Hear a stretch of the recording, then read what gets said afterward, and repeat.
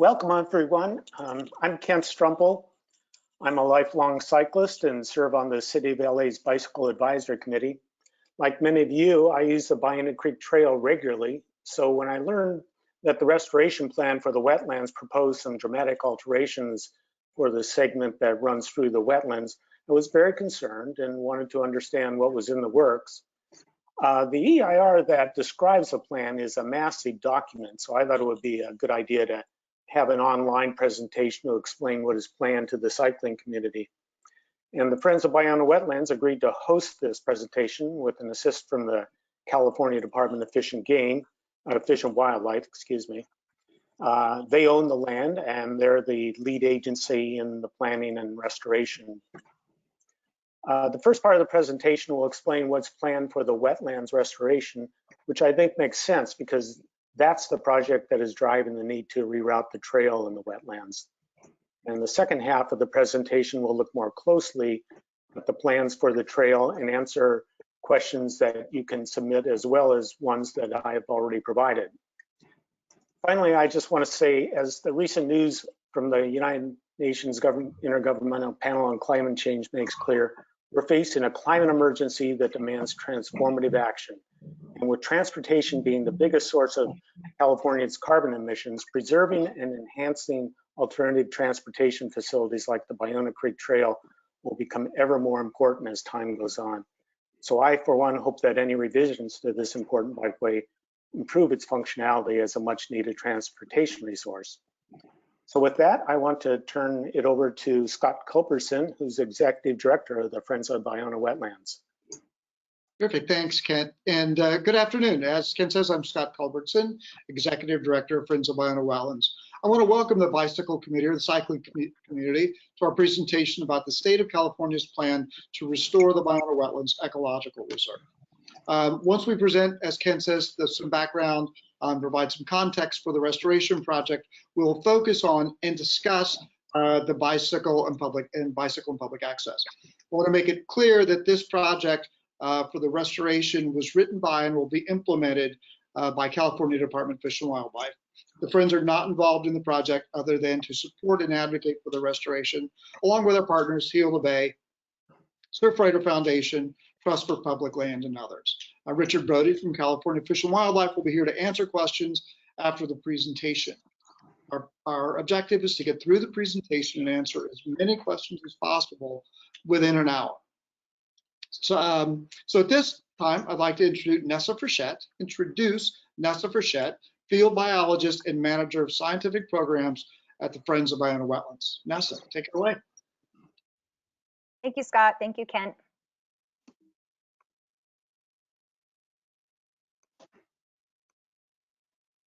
All right, so as members of the Wetlands Restoration Principles Coalition, we are advocating for a science-based restoration that meets the 9 restoration principles created by the coalition. And here are some of the other highly respected organizations that are advocating alongside us as part of this coalition.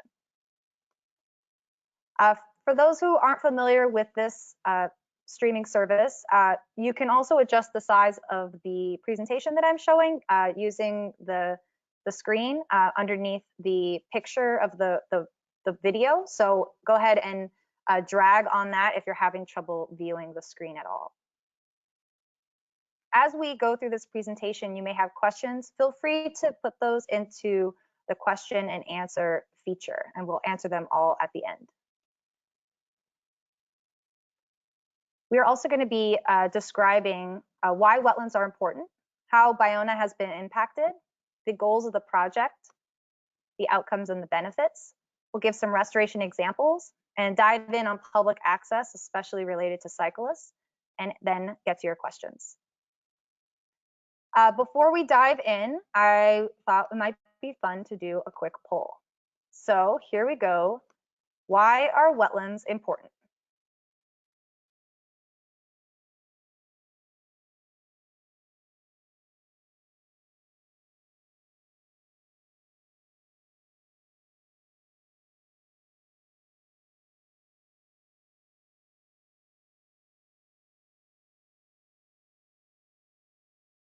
Ten more seconds.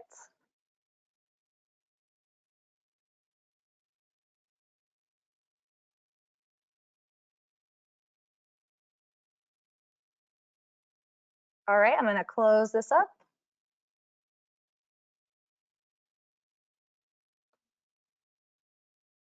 And let's see the results.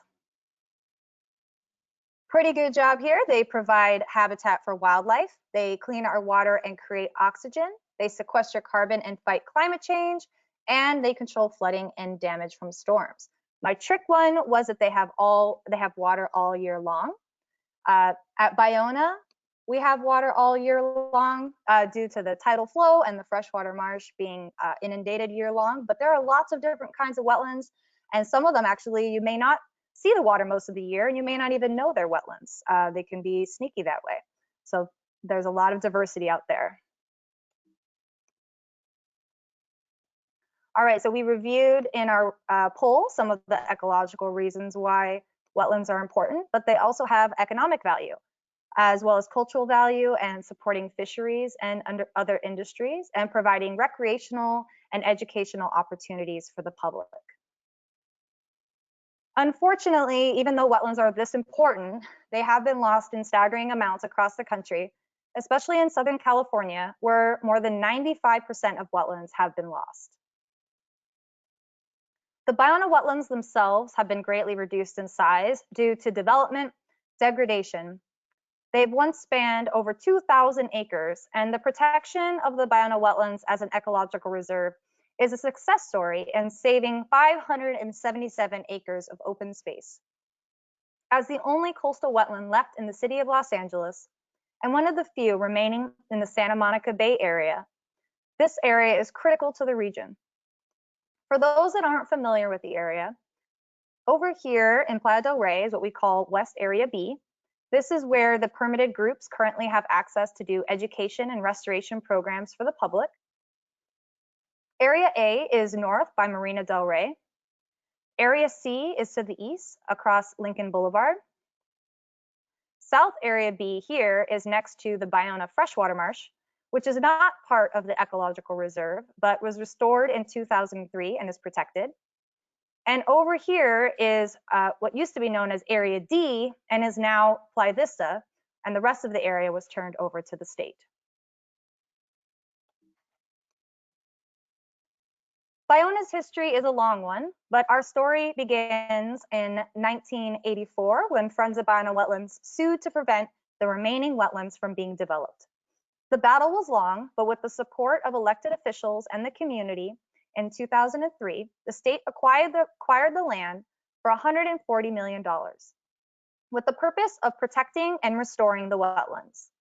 Planning and research for restoration began soon after, including 20 stakeholder meetings, 7 science advisory meetings, and a decade of data collection, all designed to inform the draft EIR, which was released in 2017 for public comment. More than 4,000 comment letters were received from locals, environmental organizations, government agencies, and more.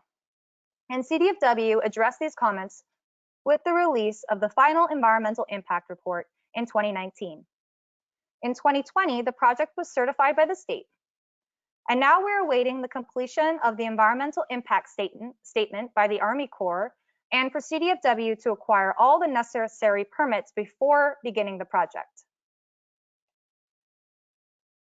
Here's an animation that takes us through the transformation of Biona over the last several thousand years. As you can see, Biona has changed quite a lot, from an open bay to a seasonally closed tidal system. One of the biggest changes occurred in recent history with the rerouting of the Los Angeles River after a massive flood in the early 1800s. That can be seen there. The LA River used to merge with Biona Creek and empty into the Santa Monica Bay, but now it travels to Long Beach, so freshwater influence in Biona was greatly reduced at that point, and even more so after channelization, which can be seen here when the creeks were cemented and straightened, and urbanization in the 1900s, and so on. And here's Biona today. A map of the historic Biona Lagoon from 1876 shows a mixture of vegetated salt and brackish marsh, salt pans, tidal channels, and open water. Inland from here were alkali meadows, wet meadows, and willow thickets. Oops, my animation isn't working. I'll have to skip that. The wetlands have suffered greatly over the years. In the 1800s, farming began, hunting lodges and resorts, and railroads were constructed. Then in the 1900s, from oil drilling, channelization of Biona Creek, which dewatered the wetlands and disconnected the water from the land, dredging and filling to create Marina del Rey, which destroyed nearly half of the wetland system, approximately 900 acres. And to make matters worse, fill from dredging the marina was dumped on the remaining wetlands, further disconnecting the land from the water, raising the land by 15 to 20 feet, burying the historic wetland and promoting invasive species. Biona continues to suffer from numerous impacts, including altered hydrology, when water flow is drastically changed due to channelization, bisection by roads, pollution from trash and contaminated water has also had impacts, as well as noise and light pollution from surrounding urbanization. Furthermore, an onslaught of invasive vegetation and urban predators like cats and raccoons have imperiled wildlife populations. The wetlands are not thriving, and numerous scientific studies show that conditions are getting worse. This map shows the transition of just 6 years when invasive non-native plants have expanded their range in the reserve to dominate many areas, shown here in orange and red, especially the areas with altered hydrology, which have led to the creation of large monocultures of weeds. The areas shown in dark green and olive are mostly wetland areas with muted tidal flow from Biona Creek. The hydrology is still altered, but provides enough flow to have improved the pickleweed marsh over time after the tide gates were repaired in 2004. But elsewhere, the situation has become much worse. Many large monocultures occur in the most isolated and fragmented areas of the wetlands, where the hydrology has been altered the most. For example, East Area B, which is trapped between two roads, and Area A, which is bordered by roads and cement on all sides, Area C, which is inland and disconnected, and these areas have become overrun with fields of crown daisy, black mustard, euphorbia, and ice plant. These plants outcompete native plants and provide little or no resources for native wildlife populations. For example, 80% of caterpillars depend solely on native plants, and caterpillars are an essential food source for raising baby chicks. So it really is all connected. The Biona Wetlands Ecological Reserve is currently closed to the public. 3 organizations are permitted by CDFW to lead programs on the reserve: Friends of Biona Wetlands, the Bay Foundation, and Los Angeles Audubon. A restored Biona will have high-quality habitat and a system of trails that will provide expanded educational programming and access, as well as critical open space to more than 15,000 disadvantaged households within biking distance and several hundred thousands within driving distance. As you can see in this image, the area around Biona currently has a high park need, according to the LA County Park Needs Assessment. The areas in red have a high park need, and the restoration of the wetlands would help address that need. In fact, Westchester, Playa del Rey, and the LAX area are the most park-poor neighborhoods of the West Side, with only 15% of the population within walking distance of a park.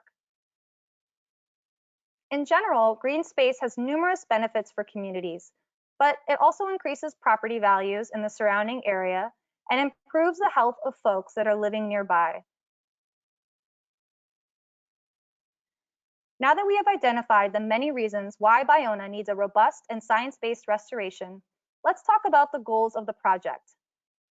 As an ecological reserve, the first and primary goal is to create high-quality habitat for wildlife by restoring Biona to a fully functioning, biologically diverse estuary. The second primary goal is to provide benefits to humans, such as beautiful views, recreational value, and a place to educate the next generation of environmental stewards. The restoration project, as outlined in the EIR, increases biodiversity and habitat for sensitive wildlife. The project creates or enhances 201 acres of wetland habitat, which is critical for wildlife. 1 in 3 threatened or endangered species lives only in wetlands. Biona will be made resilient to sea level rise and open to the public and accessible to all Angelenos, including differently abled individuals and strollers for young families. The project proceeds in 2 major phases, with additional phasing throughout to allow wildlife to adapt to the area over time and move to other areas of the reserve as needed. As of 2013, more than 70% of Biona was overwhelmed with non-native plants, which displaced native habitats and reduced or eliminated resources for wildlife. This project will restore native habitat for wildlife by removing non-native invasive plants and replacing them with native plants that are appropriate to the habitat type. This will increase breeding and foraging opportunities for native wildlife populations, especially for sensitive wetland species, a few of which are pictured here. Species that previously called Biona home will be able to return, and species that are still hanging on will benefit from improved and expanded habitat. The Ridgway's rail and the California coastal gnatcatcher are 2 species that may be able to breed here after Biona has been restored. Endangered species habitat is protected to the greatest extent possible during the restoration, and any habitat that is lost will be mitigated for and expanded elsewhere in the project. The project will be completed slowly and in phases to allow wildlife to move to other parts of the reserve. The project will reconnect Biona Estuary to its floodplain by removing concrete levees and allowing water to flow naturally. This is critical as hydrology is the most important component of a wetland. This project will require the use of heavy machinery to undo the damage by building Marina del Rey, specifically to remove cement levees, excavate excessive fill and sediment, and recreate tidal channels. Essentially, we have to unbulldoze Biona. Construction will take place in phases to allow for wildlife to move to other areas, and biologists will oversee the work to reduce impacts on wildlife. Machinery like this has been used successfully in countless other wetland restoration projects all over the country. SoCalGas operates a natural gas storage facility in Playa del Rey. Much of the storage is more than a mile below the wetlands, and there are currently monitoring wells and roads located on the reserve. This project includes abandonment of all 16 wells within the reserve, including removal of access roads and infrastructure, which planners fought to achieve. This is a huge win for Biona because SoCalGas owns the mineral rights beneath the wetlands. Their decision allows CDFW to maximize wetland habitat acreage and minimize fragmentation in the restoration plan. The well abandonment process already started in September 2020 with Vider 5 along Culver Boulevard, which was officially abandoned in February of this year. Up to 6 monitoring wells may be re-drilled to maintain monitoring requirements, and these activities are managed by other regulatory agencies. To fulfill the second primary goal of the project, expanded trails, bike paths, and educational opportunities for the public will be created. This reserve would be one of the most valuable large protected open spaces in Los Angeles, with exceptional wildlife viewing and recreational and educational opportunities for communities that have very little access to the outdoors. These amenities will make the reserve wheelchair accessible and provide parking for visitors who live outside the immediate area, as well as bus parking for schools. A restored Biona will provide access as well as critical open space for more than 15,000 disadvantaged households within biking distance and hundreds of thousands within driving distance. The selected project will allow Biona to adapt to sea level rise. As the ocean rises, marsh habitat will be able to transition to higher elevations. Under current conditions, the self-regulating tide gate will permanently shut when sea level rise reaches 2.1 feet, or approximately around 2050. CDFW and the Army Corps are collaborating to design earthen levees around the perimeter of the reserve that maintain or increase flood capacity.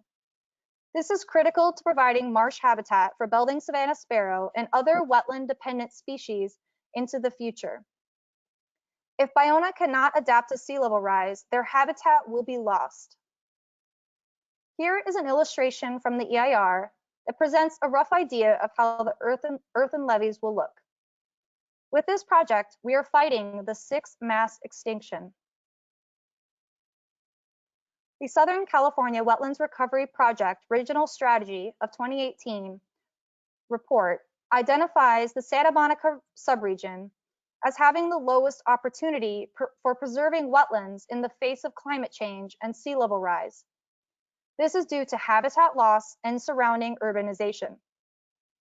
Don't forget that Biona is surrounded on all sides by the marina and urbanization.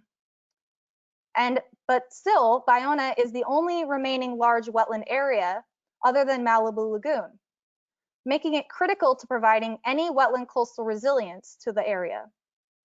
This project also aligns with Governor Newsom's executive order to protect 30% of lands and coastal waters by 2030, specifically wetland restoration to protect coastal areas. This is a chance to make the most of this last opportunity in Los Angeles. Storing carbon in the soil is a natural process of wetlands. In fact, studies show that the rate of carbon sequestration in coastal wetlands is greater than in all terrestrial forests combined, despite forests covering a much larger area. Yes, wetlands are better than trees at sequestering carbon. The Climate Reality Project explains that coastal habitat restoration alone could mitigate for emissions from 5 million cars, and that reconnecting coastal marshes to their respective bodies of water could also eliminate 1/3 of global methane emissions. In the United States, roughly 27% of salt marshes are disconnected from the ocean and are prone to freshwater inundation, which releases methane. The Ramsar International Convention on Wetlands explains that restored coastal marshes begin accumulating carbon almost immediately at rates that are equivalent to their natural reference sites. This restoration project was not specifically designed as a carbon sequestration project, but it does have the co-benefit of sequestering increased amounts of carbon in perpetuity as the wetlands mature. And Biona will be part of a network of wetlands up and down the coast and across the globe that will play a vital role in fighting sea level rise and sequestering blue carbon. Some temporary impacts will occur during the restoration process, but they will be mitigated for by reducing disturbance on the community in a number of ways, including sound barriers, dust reduction, and traffic planning. The project is designed to keep the majority of traffic on site rather than using public streets by utilizing project-specific bridges and other infrastructure. Here's a visualization of the EIR from the EIR of a view change that will take place in Area A. Levees will be breached and the elevation will be lowered. Channels will be created to let the water in, and native plants, wetland plants, will be added, and pedestrian boardwalks will be installed. Here's Area B, up on the southern levee. Bridges will be built to move dirt within the project and then repurposed to create bike paths. Non-native plants will be replaced with native plants. Here is South Area B. This area will have limited impacts and the restoration is subtle, but additional channels will be added to restore a more natural hydrology. The tide will remain muted rather than full, and the freshwater marsh will allow excess water to spill over and create brackish marsh to increase diversity of habitats. In Area C North, the view is now of dead weeds most of the year, but restoration will replace the non-native weeds with beautiful native plants, and walking trails will be added, and any hills are set back from the buildings to preserve the aesthetic.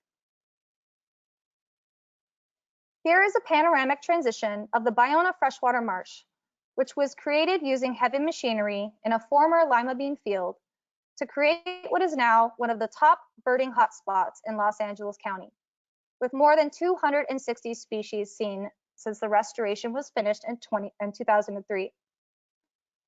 Restoration takes time, but as the marsh matures, new bird species visit and some stay to breed, including special status species such as the Leisbell's vireo, which was brought to Biona by the creation of the riparian corridor.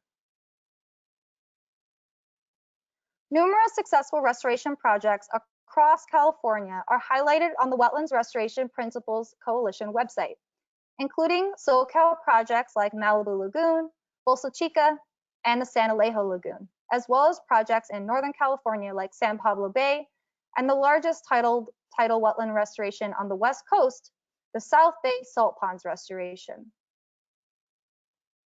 Here is a transition of the San Diego Lagoon near San Diego. I know it looks shocking, but when you bring back the natural hydrology and the appropriate plants, the results are astounding.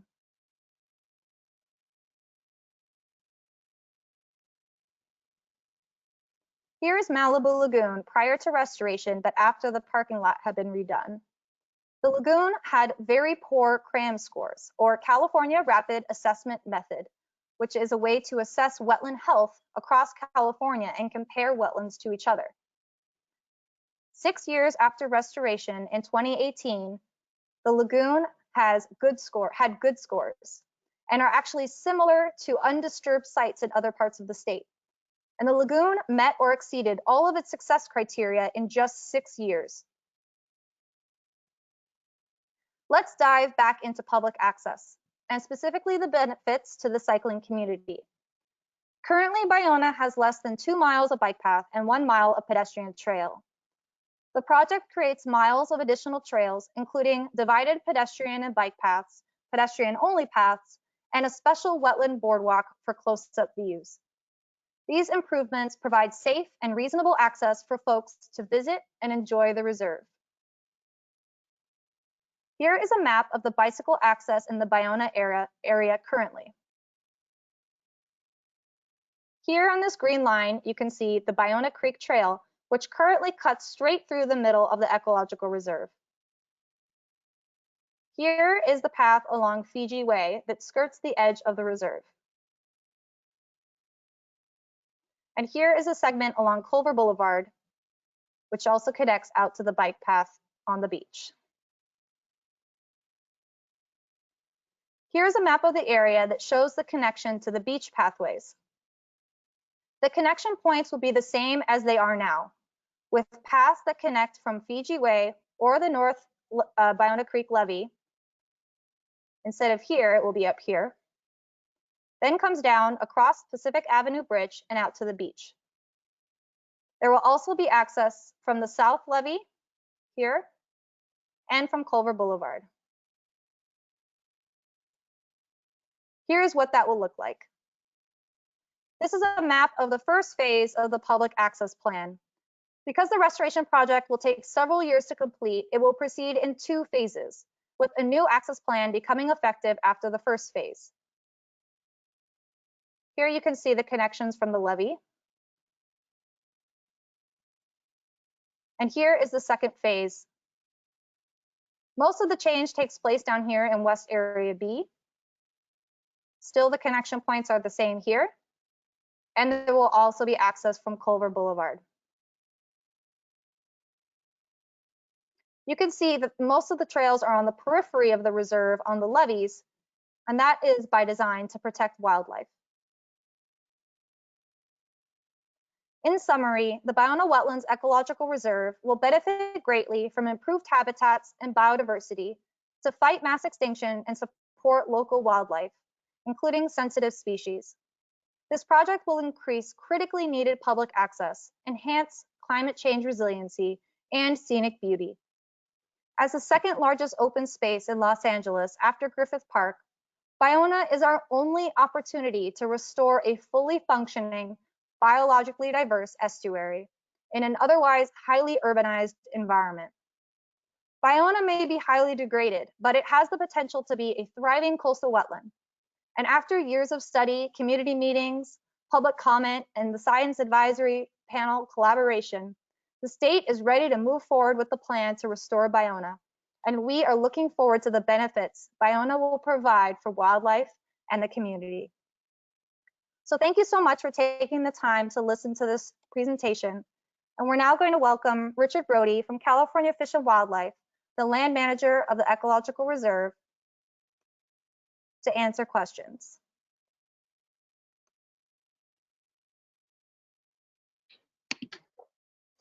Hey, everyone. Nessa, thank you so much. It was a great presentation. Hope everyone enjoyed it. I'll now invite everyone to please type in your questions in the question section, and we'll get them to Brody to answer. I'm going to do my best to group them so we don't have redundant questions, because I'm sure a lot of you are thinking exactly the same thing. We have a couple that came in during the presentation, and I'm going to just go hide myself and get them to Brody now. Thanks, Scott. Hey, I apologize in advance. My video, GoToWebinar is not allowing my video, but at least you can hear me, right? Yes, that's correct. You can hear you, Brody. Okay, so here's your first question, Brody.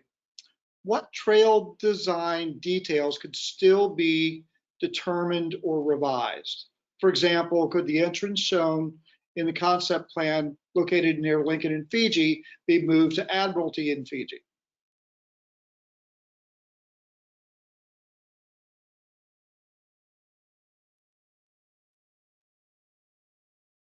Brody?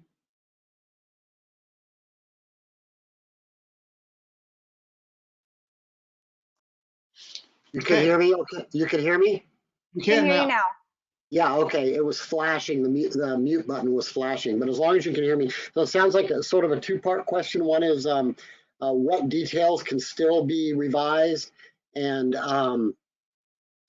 they give an example of that proposed secondary entrance at Fiji and Lincoln. Well, first of all, the department is definitely open to and will be encouraging minor configuration changes and expert opinion during the final design process.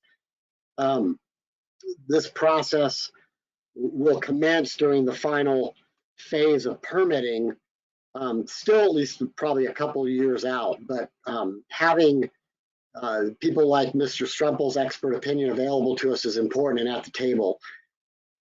Regarding that entrance at Lincoln and Fiji, at this point, that's no. We considered moving it to that down closer to Admiralty, but it would require a bridge over the Fiji Channel, which we're going to be restoring. So people entering in Admiralty can make a slight left and enter the levee bike trail at Lincoln and Fiji.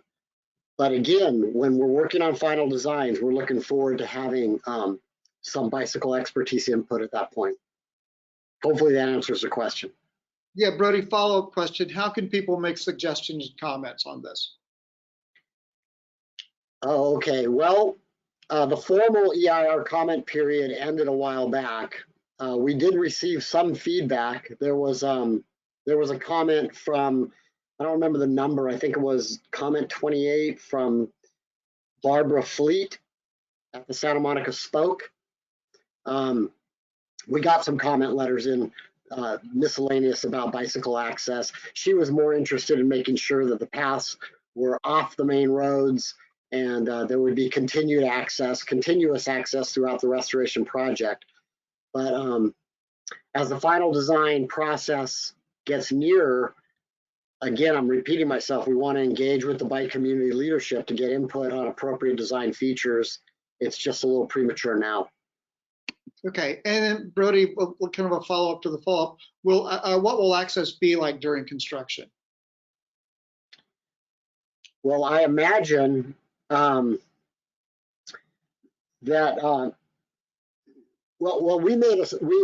I don't know if I can share my screen or not, but in the EIR, we cite in a couple of places where the department is committed to maintaining access throughout the maintaining access throughout the construction process, no disruption to the bicycle community. So I imagine that the new perimeter levee will have to be completed and passable before the old levee is removed. And the connection will have to be made and maintained during the old levee removal. But again, I think this question was submitted earlier, and I just want to make clear, let's see here, if I look at my notes. Yeah, in the EIR, page 3.12-30, we say that the Biona Creek Bike Path would remain open during restoration activities. So that's a commitment the department's made, and we're pretty serious about that. Because this is a major bicycle commuter link, and to just cut it off for any length of time would be pretty disruptive. Great, thank you, Brody. Once the restoration is complete, or as the phases are complete, will the trails be open 24/7 for bicycle commuting? Well, yes, it should be no different than now, I imagine. Right now, the North Levee bicycle, the bicycle trail is open 24/7. There's no closures. So the main bicycle links around the reserve should remain open 24/7. Okay. And how will the primary and secondary entrances be closed? All open, all closed, or will some be open and closed at various times, different times? Well, that depends on the location. If it's a secondary entrance into a pedestrian trail, those would be open typically like our other ecological reserves. Those would be open during daylight hours where they're accessing hiking trails or boardwalks similar to other ecological reserves. But the bike paths, the main bike paths, would operate similar to the existing conditions. Great, thank you. So this map that's up on the presentation screen now, and Nessa mentioned new bridges. Could you point, Nessa, again to where the bridges are? And will they have protected bike lanes separated from pedestrians and vehicle traffic, motor vehicle traffic?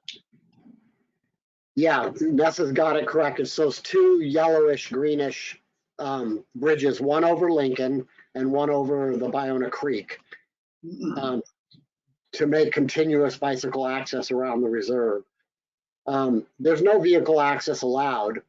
During the early stages of construction, those bridges will be construction bridges, but once they're converted to bicycle and pedestrian bridges, they would be, I imagine, similar to the ones over PCH in Santa Monica, with no motorized vehicles permitted on them. A follow-up question to that is will the bike paths will there going to be so there are no cars on there, so there's no need for a physical barrier, right? Okay.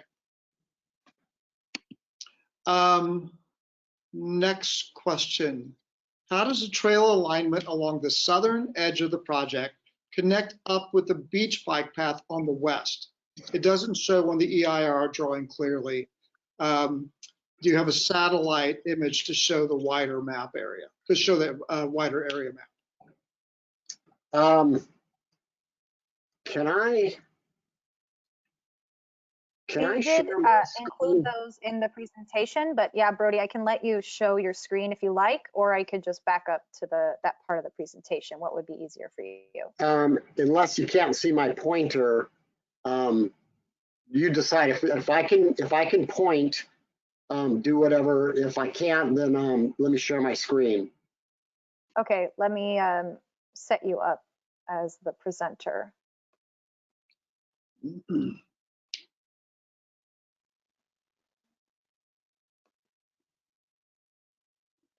Can you see my screen? Okay, yep, yep.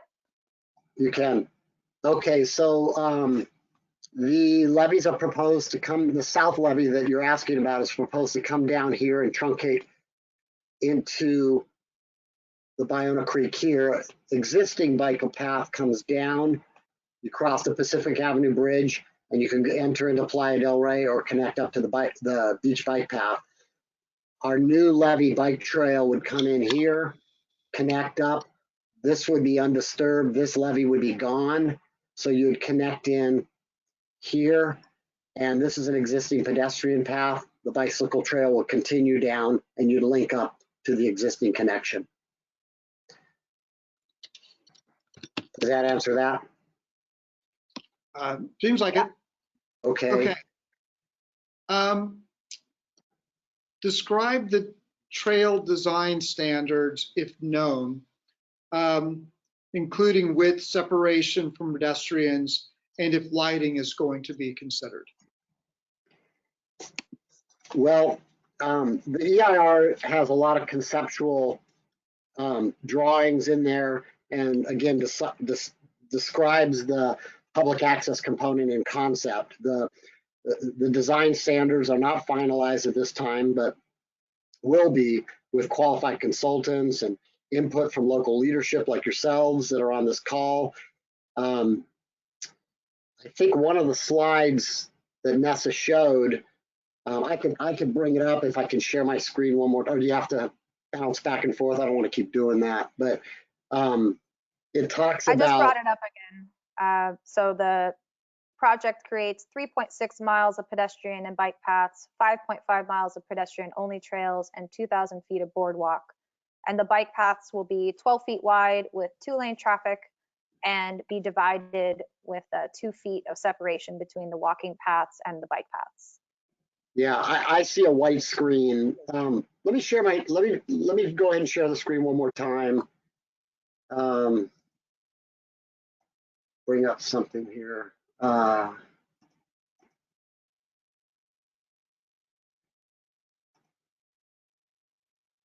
Can you see the screen? Yes. Yeah, so yeah, we talk about the 12-foot wide bike path separated from the pedestrian path. Here it says 2 foot. We would need input from the bicycle community if that's enough, or we can have a grade separation and have people below for a feeling of solitude is the idea. But again, these are conceptual plans, and I'm looking forward to working with experts to work out these details. No lighting is considered. It's an ecological reserve, so the paths will be similar to what you ride on right now. If I could just jump in here, Brody, I'd just like to point out, I think there will be concern about the proximity of the landscape buffer between the pedestrians and the cyclists. I think that's something that the cycling experts will want to consider if that could become a hazard or not, because it's quite typical for pedestrians to not want to walk on decomposed granite and to walk and prefer to get on the paved surface. We see that on bike paths where there's options all around the area. So it may be easier to, it may be beneficial to be able to make that transition between the decomposed granite and the bike path easier rather than more difficult. Something to look into, that's all. So you're saying DG is not preferred for pedestrian paths? It seems like many pedestrians would prefer to walk on the asphalt. The Culver Boulevard bike path with a parallel decomposed granite trail is a prime example of this, where there's generally more walkers on the bike path than the DG trail. So then it ends up defeating the purpose. You've got this bike path that people don't, this walking path that people don't use. They end up on the bike path and the hazard still exists. Yeah. I see. See, that's the kind of expert input that we're looking forward to. Yeah, thank you. I'm sure you will be able to get an earful from our active cycling community. Yeah, well, we definitely want to consider the pedestrian, the walkers too, and make sure Absolutely. that what we do is useful. Absolutely. Okay. Great, thank you both. Okay, next question. Kent, that was a terrific follow-up. Thank you. How will bicycle connections through the project area be preserved and accommodated for during construction? I think you sort of answered that, but you didn't really talk about the process. Well, I think I answered it to the best of my ability. You know, like I said earlier, if you're still seeing my screen, I brought up a couple of examples where we state that there would be no interruption. Let's see here, it's actually a mitigation measure that construction activities shall be scheduled to minimize impacts during heavy recreational use. 2 weeks notice will be given post signage, but keeping the paths open throughout the entire process is paramount. Okay, great. How would we actually do that? That would go, again, that would lend itself to the details of construction scheduling and making sure that when key parts of the bike path go down, that there's a detour or a workaround in place already. Okay, great. Brody, when's the project scheduled to start? Well, right now, the Army Corps is driving the schedule. So we're entering into the permitting phase.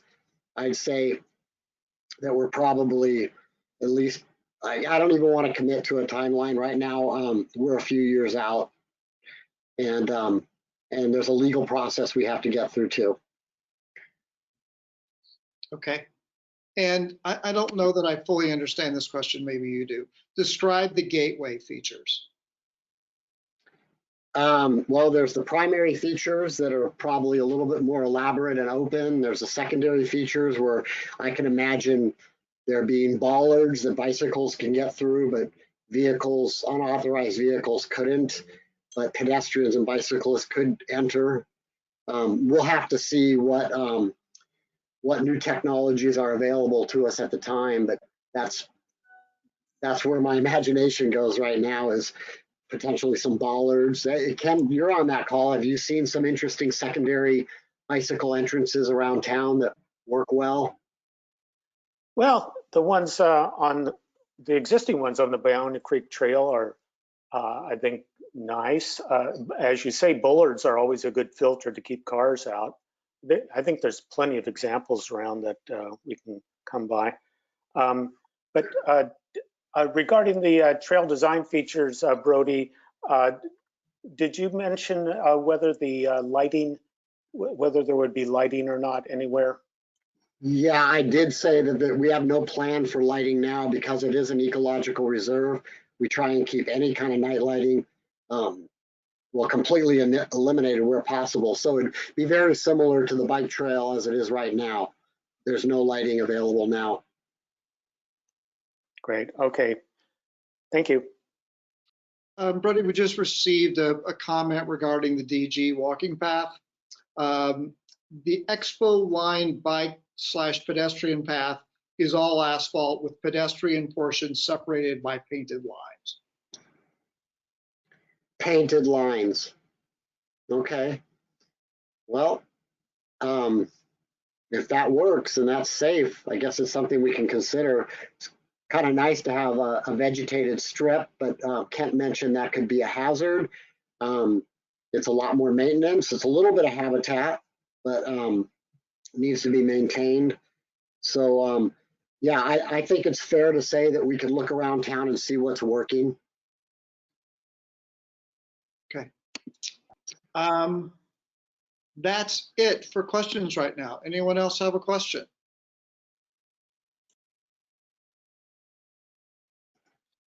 What is the plan and the budget for maintenance of the plants? Maybe if the questioner could be more specific about which plants. Well, we can take a wholesale kind of look at this, that this is a large scale restoration. So it's going to be a large scale maintenance mobilization to get things, to keep things weeded. Wetlands tend to be a lot more forgiving for restoration. You get the proper hydrology in there and the proper plants will persist. The uplands are going to be a little bit more challenging and require a lot more long-term investment, hopefully volunteer groups, but that's the plan. And when you do a restoration like this, you need to make sure that you have the resources and budget set aside for success. Set yourself up for success. That budget is not in place right now. The funds for implementation have not been identified. We're still in the planning phase. How many years do you plan for the weed removal? Well,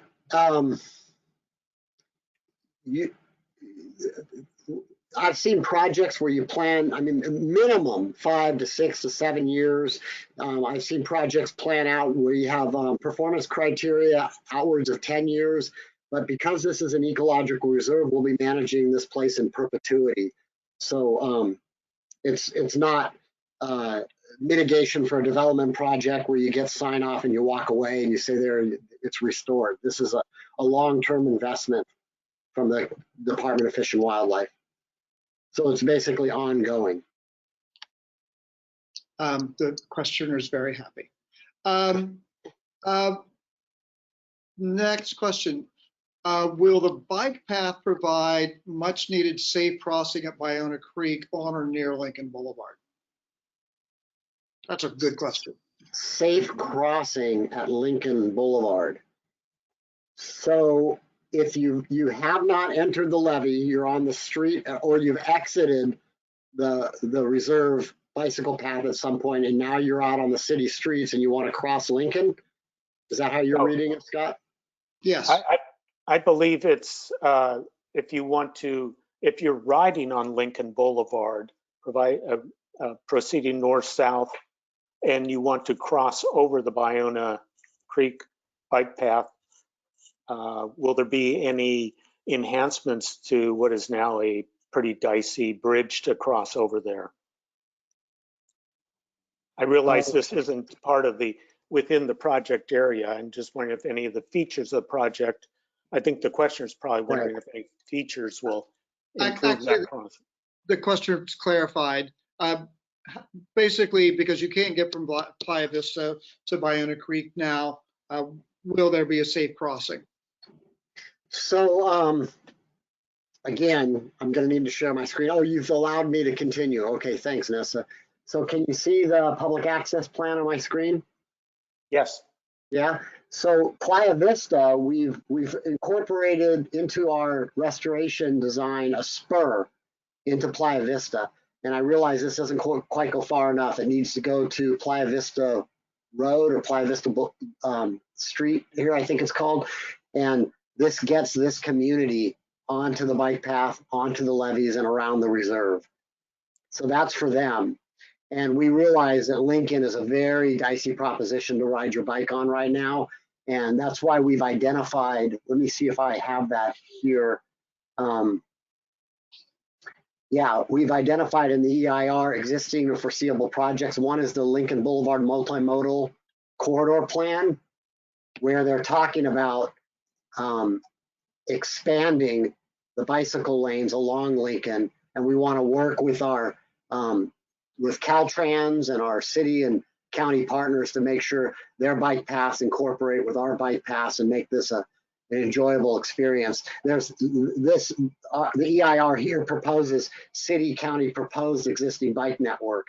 So this is a proposed existing bike network that should tie in with what we have safely. That should be part of the final design and having the right consultants on board. Right. Brody, could you just explain how that spur that you're pointing to right now will cross Lincoln Boulevard? Will that be an underpass? It goes under. Yeah. You remain on the south levee and you go under Lincoln Boulevard, just like you go under Lincoln Boulevard on the north levee. Beautiful. Yeah, that's the idea. Okay. Here's someone who missed part of the explanation of routing the bike path. Will the existing path be rerouted? Yes, because the existing path cuts through the middle of an ecological reserve right now. And the idea is to route the bike paths around the perimeter and allow this space for habitat and wildlife. That's the focus of ecological reserves throughout the state, is to kind of push the human impacts to the perimeter and allow wildlife to flourish within the interior. Brody, could I just get some clarification on that? I think Nessa pointed out that the existing part of the bike path along the jetty that then joins up with Fiji will remain unchanged. And can you clarify, will the bike lanes that are on Fiji now, is there any notion that those would be eliminated as part of this? Or if someone wanted to still ride on Fiji to proceed north to Santa Monica through the marina, is that? So Fiji is the county's road, and that we have no jurisdiction over. We don't plan to impact and get involved with. So that path theoretically would stay the same, but if you're up on the levee, you see how you join in with, I mean, maybe I can take a look, maybe I can try something else here. Let's see here.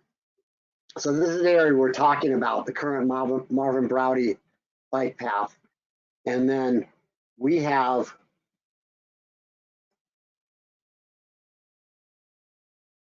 the EIR, which puts people here and connects also.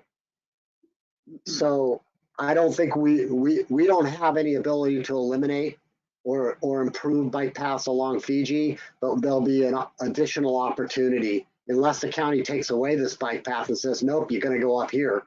I haven't heard anything like that happening. So once you're on the bike path here, which is our north levee, you would reconnect with the bike path here.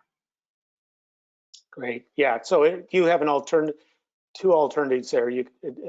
Unless the county gets rid of those lanes, which I wouldn't anticipate or recommend, Right. then you could either stay on road or take a more scenic route through the northern edge of the restoration Right. area.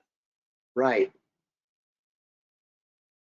That's right. You can still ride down and go to Fisherman's Village. I think we do have a secondary entrance here anyway. You can drop off the bike path and get off.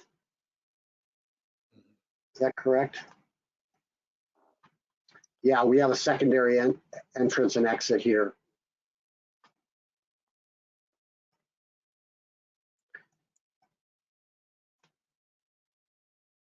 I mean, it's a little large scale. These lines are thick and they look like they end up on Fiji, but they're not. It's not our. In fact, that bike path looks like it should be up on top here. Mm-hmm.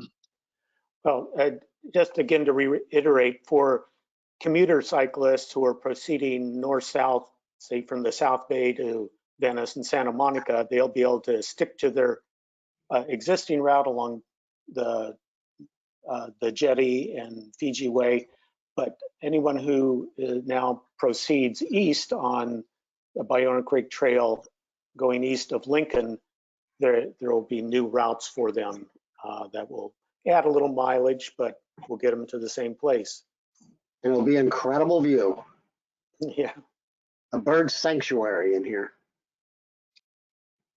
Brody, if you're coming from Culver City, where and how can you cross to the south side of the channel, or do you have to stay on the north side of the channel? If you're coming from Culver City and you come down, let's see, you're coming from Culver City, you hit this point here.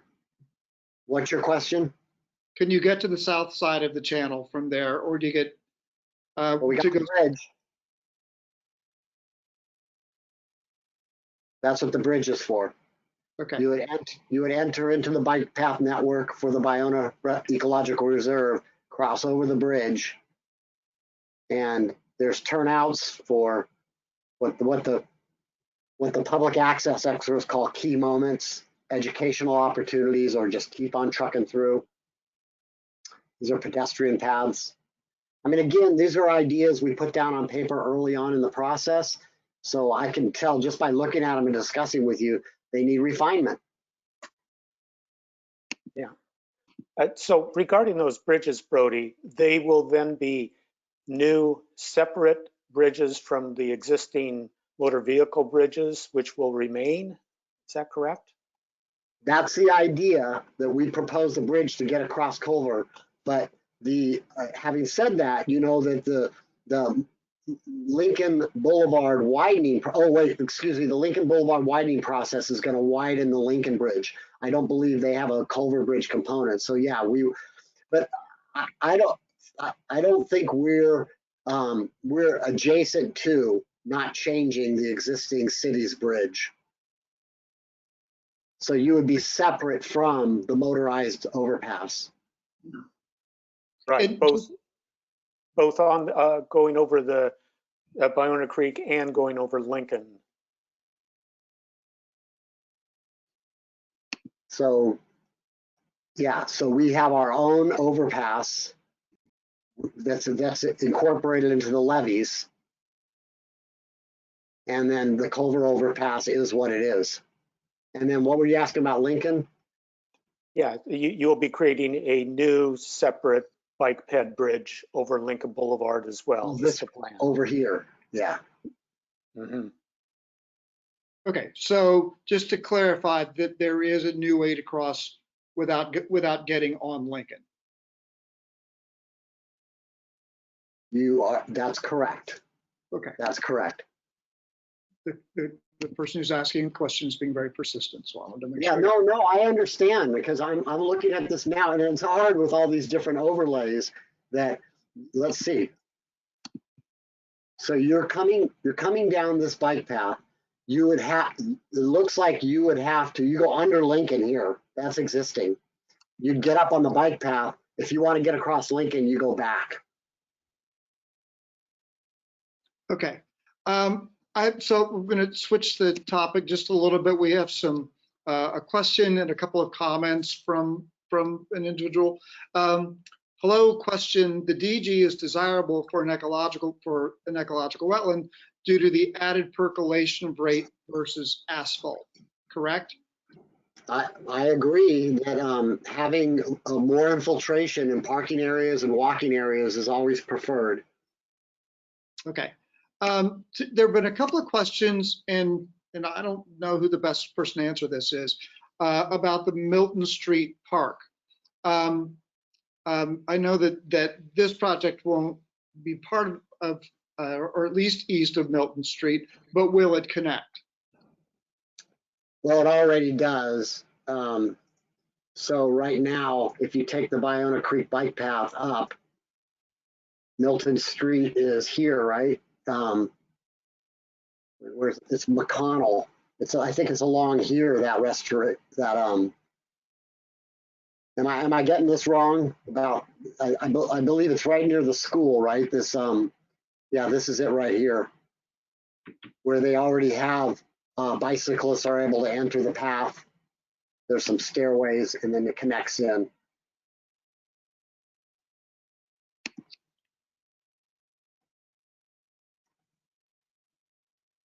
Hopefully that answered it. Okay. And then another comment or question or request is to please consider building fewer structures, so the emphasis will be on nature and wildlife versus human man-made structures, elevated pathways. Okay. I appreciate that. I think they're referring to these gateway features and, you know, what is it, this stuff here?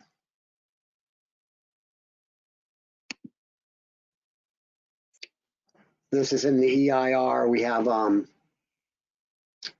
thought we had, maybe I don't have it here. Wasn't that in one of these where we have these kind of fancy gateway features? Yeah, it should be in there somewhere. No, I was even looking at it earlier. I don't know what happened to it, but I think that's what the commenter is referring to. Is you can get a little crazy with some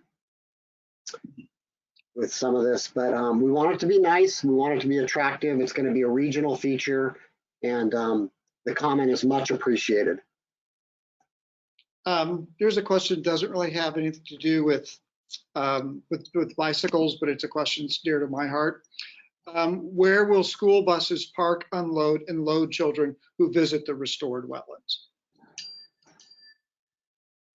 Well, we see, the department sees Area A as one of the largest contiguous restoration opportunities, a real feature with the boardwalks. So there is an opportunity for school buses to unload at the bus stops at Fisherman's Village, go right across the street and enter the boardwalk system here. We do have existing parking. Let's see. We have existing parking areas here, which will have to be reconfigured somehow. That could be a possibility to get school educational tours access to Area A via school bus. And then existing in West Area B, where the Friends operate dozens of school tours a year, this area will continue. This parking lot gets improved. The school buses enter here and drop off and exit. We originally had a concept that they could safely get off Culver and enter down here and circulate out, but we eliminated that extra roadway from the restoration design. Yeah, I mean, I just, you know, if expanded access is one of the two major priorities of the restoration project, we can't say that it's access if we're excluding people who still have to drive or bus or, you know, or they still have to drive to get there. And if there are no parking lots, it's going to really limit access. After all, this is not, Biona is not just a hyper local access for folks who have the good fortune to be able to live and walk, and ride their bicycles to it. But we want people from all over Los Angeles to come and enjoy and learn about the wetlands, and that access is going to be really important. Agreed. Okay. That's it. We answered everyone's question. I think I got everyone's comments. Kent, I just want to tell you thank you. I know how much work you put into putting this this webinar together, and I found it productive. You know, just being with you guys for this short period of time, I got good input and good ideas flowing, and thanks. Well, you're quite welcome, and thank you so much for making yourself available. And I really want to thank the Friends of Biona Wetlands too for facilitating this and having that great informative presentation to base this all around. So I just want to thank everybody who tuned in as well. They were great questions, and you know, keep your eyes peeled for announcements about any other opportunities to provide input. This sounds like this is going to evolve over many years. Absolutely, Kent, and you could be our point of contact. If something new's coming up, we'll let you know, and you can spread the word. I'll do my best, and I'll be sure to keep you informed of other points of contact to reach as many people as possible, because I know there are a lot of folks who are concerned about the project and would have valuable input. So thanks again, everybody. Really appreciate your participation. Great. And I just want to follow up, if anyone has questions for Nessa or the Friends, you can reach us through our website. We'll be happy to respond. And I'd also like to invite folks to come out and visit the Biona Wetlands. You can see on our calendar when the days are that you could come out. Chances are we'll put you to work, but that's okay. You'll feel better afterward. Okay. Good night. Thanks so much, everybody. Thanks, everyone. Thanks, everybody. Thanks, Ken. Thanks, Brody. Bye-bye. Thanks, Ken.